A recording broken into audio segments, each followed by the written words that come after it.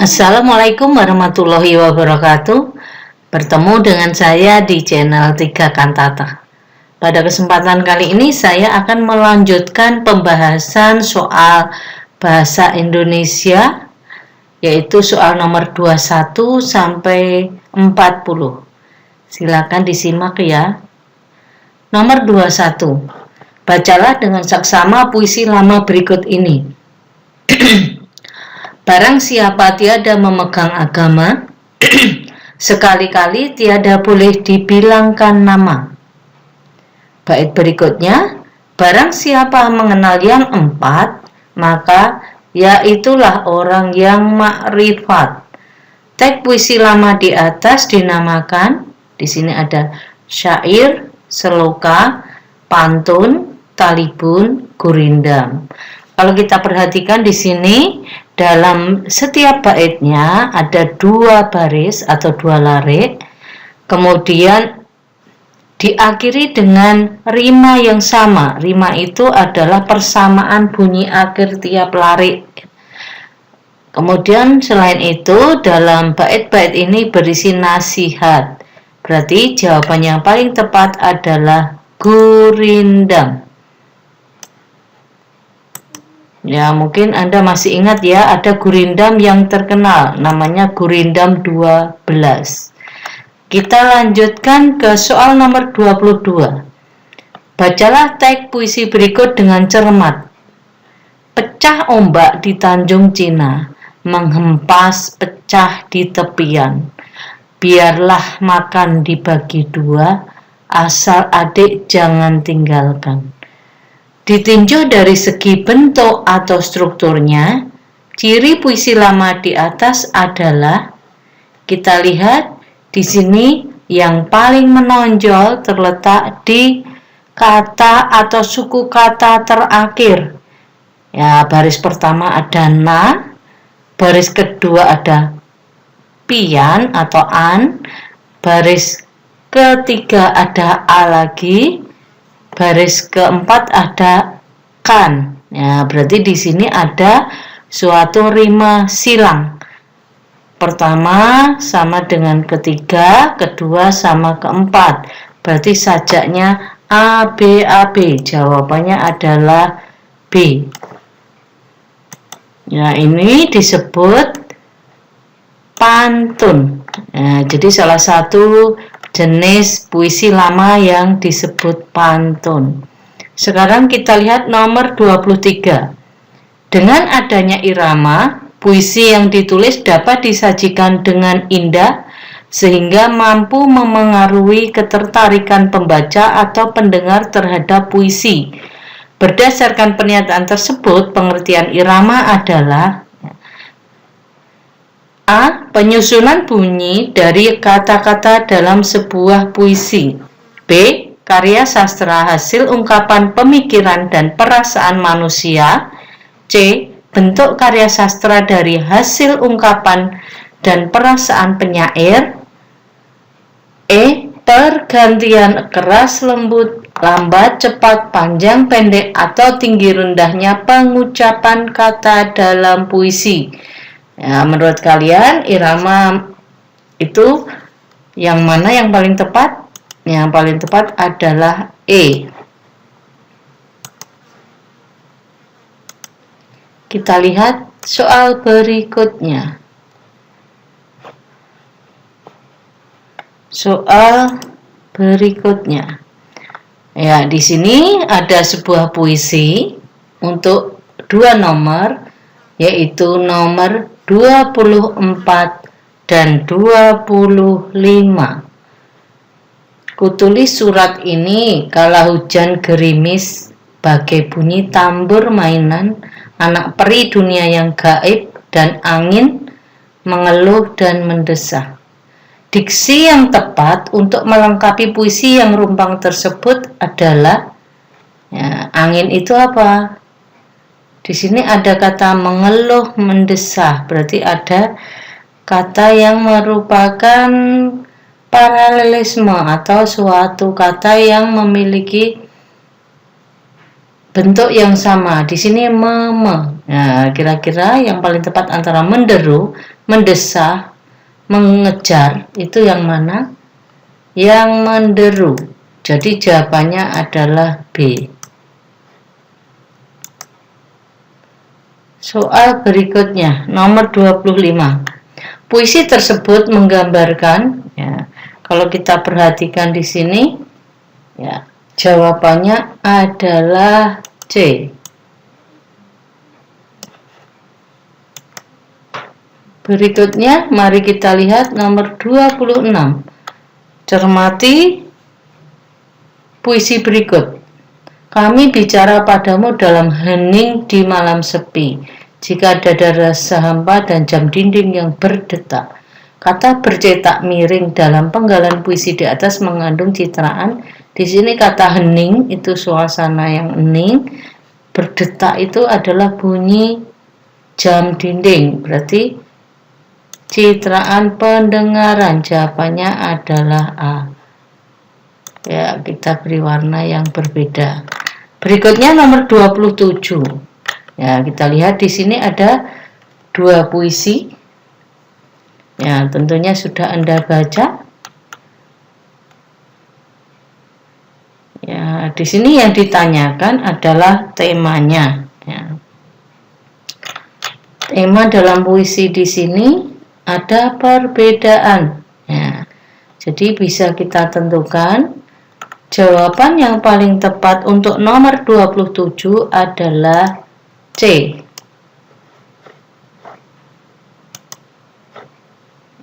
Ya, jadi tema itu apa yang diceritakan, apa yang diungkapkan dalam puisi tersebut. Itu yang namanya tema. Kita lanjutkan soal nomor 28. Ya, di sini bisa kita lihat rasanya baru kemarin, padahal sudah lebih setengah abad kita merdeka. Pahlawan-pahlawan idola bangsa seperti Pangeran Diponegoro, Imam Bonjol, dan Sisingamangaraja sudah dikalahkan oleh Shinchan, Baja Hitam, dan kura-kura ninja. Banyak orang pandai sudah semakin linglung, banyak orang bodoh sudah semakin bingung. Banyak orang kaya sudah semakin kekurangan, banyak orang miskin sudah semakin kecurangan, rasanya baru kemarin. Nah, kita baca soal nomor 28. Suasana yang tergambar dalam puisi tersebut adalah A. Ketakutan, B. Kemarahan, C. Keheningan, D. Kegelisahan, E. Kekecewaan. Nah, di sini bisa kita lihat dari bait pertama terutama bahwasanya pahlawan-pahlawan itu sekarang sudah digantikan dengan tokoh-tokoh film seperti Shinchan, Baja Hitam, kura-kura ninja. Ya, kemudian dipertegas dengan bait kedua yang menyatakan banyak orang pandai sudah semakin linglung dan seterusnya. Berarti di sini suasananya adalah kekecewaan. Jawabannya adalah E. Kita lanjut nomor 29.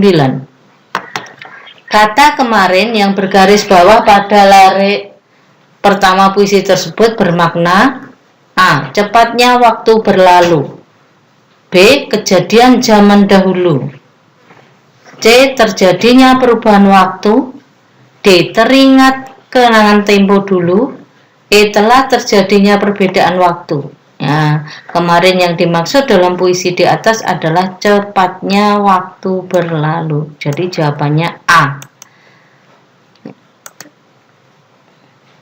Kita lanjutkan soal nomor 30. Ya, di sini ada sebuah puisi untuk nomor 30 dan nomor 31. Rakyat. Rakyat ialah kita. Jutaan tangan yang mengayun dalam kerja di bumi, di tanah tercinta.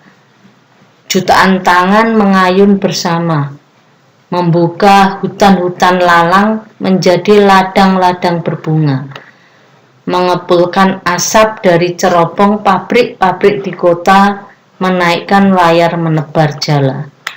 meraba kolam ditambang logam dan batu bara. Rakyat adalah tangan yang bekerja. Rakyat ialah kita, beragam suara di langit tanah tercinta. Suara bangsi di rumah berjenjang bertangga. Suara kecapi di pegunungan jelita. Suara bonang mengambang di pendapa. Suara cecak di muka pura. Suara tifa di hutan kebun pala. Rakyat ialah suara beraneka. Makna lambang kata suara dalam puisi tersebut adalah A. Pendapat, B. Budaya, C. Bahasa, D. Suku bangsa, E. Agama. Jawaban yang paling tepat untuk suara adalah A. Pendapat. Ya, kita berikan warna biar Anda bisa belajar. Ya. Berikutnya nomor 31. Suasana yang tersirat dalam puisi tersebut adalah A. Sendu, B. Semangat atau bersemangat, C. Gembira, D. Syahdu, E. Gegap gempita. Ya, di sini jawaban yang paling tepat adalah A, yaitu sendu. Kita lanjut ke soal nomor 32. Cermati puisi berikut ini. Persetujuan dengan Bung Karno. Ayo, Bung Karno kasih tangan, mari kita bikin janji. Aku sudah cukup lama dengan bicaramu, dipanggang di atas apimu, digarami lautmu. Dari mulai tanggal 17 Agustus 1945, aku melangkah ke depan berada rapat di sisimu. Aku sekarang api, aku sekarang laut. Bung Karno, kau dan aku satu zat, satu urat. Di zatmu, di zatku, kapal-kapal kita berlayar. Di uratmu, di uratku, kapal-kapal kita bertolak dan berlabuh. Soal nomor 32. Latar budaya yang tampak pada puisi tersebut adalah A. Api perjuangan Bung Karno, B. Bung Karno sang proklamator, C. Kesatuan langkah bersama dalam berjuang, D. Semangat bersatu menggalang persatuan, E. Tanggal 17 Agustus 1945. Ya, latar budaya yang paling tepat adalah D. Semangat bersatu menggalang persatuan. Kita lanjutkan soal nomor 33. Dalam kereta, hujan menebal jendela, menangkap senja menguak purnama. Menjengking kereta, menjengking jiwa, sayatan terus ke dada. Kalimat bermajas personifikasi yang tepat untuk melengkapi puisi tersebut adalah, kita lihat, A. Engkau menahan rasa sakit, B. Tak kuasa diri menahan tangis, C. Cahaya menyayat mulut dan mata, D. Sesak napas karena debu, E. Menatap wajahmu yang cantik. Ya, di sini bisa kita pahami lagi apa itu majas personifikasi, yaitu suatu majas yang menganggap benda mati seolah-olah hidup atau benda mati seolah-olah bisa berlaku layaknya manusia, yaitu person. Ya. Dari pilihan A, B, C, D, E yang merupakan personifikasi adalah C. Cahaya menyayat mulut dan mata, karena yang bisa menyayat itu adalah manusia. Jadi jawabannya C. 34. Sebuah puisi memiliki struktur batin, yaitu A. Citraan, B. Tipografi, C. Lambang, D. Tema, E. Rima. Yang termasuk struktur batin dalam puisi adalah D. Tema.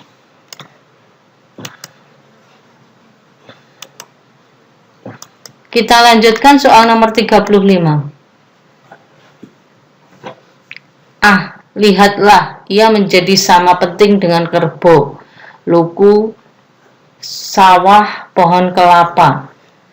Citraan yang menonjol pada kutipan larik puisi tersebut adalah, ya, di sini menunjukkan ada kata lihatlah. Ya, lihat berarti citraan yang nampak adalah citraan penglihatan. Jawabannya adalah A. Kita lanjutkan soal 36. Perhatikan larik puisi berikut ini. Di atas meja, cangkir kosong, gelisah mengingatkan tentang hidup yang percuma. Cuplikan di atas lebih mengungkapkan indera A. Pendengaran, B. Penglihatan, C. Penciuman, D. Pengecapan. Maaf ya, ini salah ketik, pengecapan. E. Gerak. Ya, di sini di atas meja cangkir kosong, berarti bisa kita lihat di atas meja itu ada sebuah cangkir yang kosong, berarti citraan yang ada dalam puisi itu adalah penglihatan. Jawabannya adalah B. Kita lanjutkan soal nomor 37 dan 38. Ya. Di sini ada sebuah puisi yang berjudul Piring, di mana puisi ini untuk soal nomor 37 dan 38. Ya, silahkan dibaca dulu sebentar puisinya.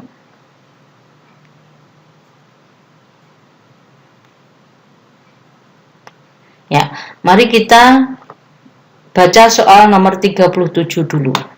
Isi puisi tersebut adalah A. Kegoyahan hati, B. Rasa kemanusiaan, D. Perasaan takut, D. Pencucian diri, E. Kegundahan hati. Ya, di sini ada kata kuncinya. Bahasanya tercuci dari dan pada mesin waktu. Ya, berarti jawaban yang paling tepat adalah D. Pencucian diri. Ya, kita warnai juga ya. Kita lanjut soal nomor 38. Makna lambang piring.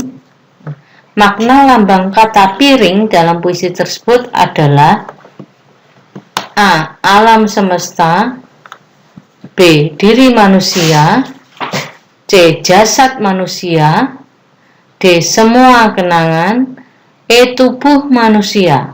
Nah, di sini yang dimaksud piring dalam puisi tersebut adalah B. Kita tandai ya yang B, nanti bisa buat belajar. Jadi nanti kalau pas belajar kalian bisa tahu jawaban yang paling benar yang mana. Selanjutnya soal nomor 39. Puisi pot. Pot apa pot? Itu pot kokah, pot aku. Pot, berkali-kali pot. Ya. Ciri yang menonjol pada puisi tersebut adalah A. Menampilkan simbol-simbol bahasa yang berulang. B. Membuat bentuk yang berbeda dengan yang lain. C. Mengulang kata yang sama pada setiap larik. D. Tipografi, pengulangan kata dan persamaan bunyi. E. Bentuk karya sastra dari hasil ungkapan dan perasaan penyair. Ya, di sini yang paling tepat jawabannya adalah D. Tipografi, pengulangan kata dan persamaan bunyi. Ya, tipografi itu bentuknya, karena di sini dibentuk seperti pot puisi itu. Ya, bawahnya hanya kecil, kemudian melebar dan kembali mengecil di atasnya. Kemudian soal terakhir untuk pilihan ganda nomor 40. Berikut ini yang bukan merupakan unsur vokal yang harus diperhatikan dalam mendemonstrasikan atau membacakan antologi puisi adalah A. Nada, B. Gerak, C. Tempo, D. Intonasi, E. Artikulasi. Kalau diperhatikan dari kelima ini ada satu yang tidak berhubungan dengan unsur yang lain, ya, yaitu gerak.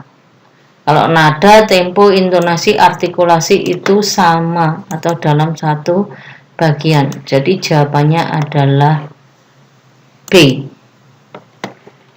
Demikianlah pembahasan soal bahasa Indonesia bagian 2. Semoga nilai Anda atau nilai kalian bagus. Saya akhiri. Assalamualaikum warahmatullahi wabarakatuh.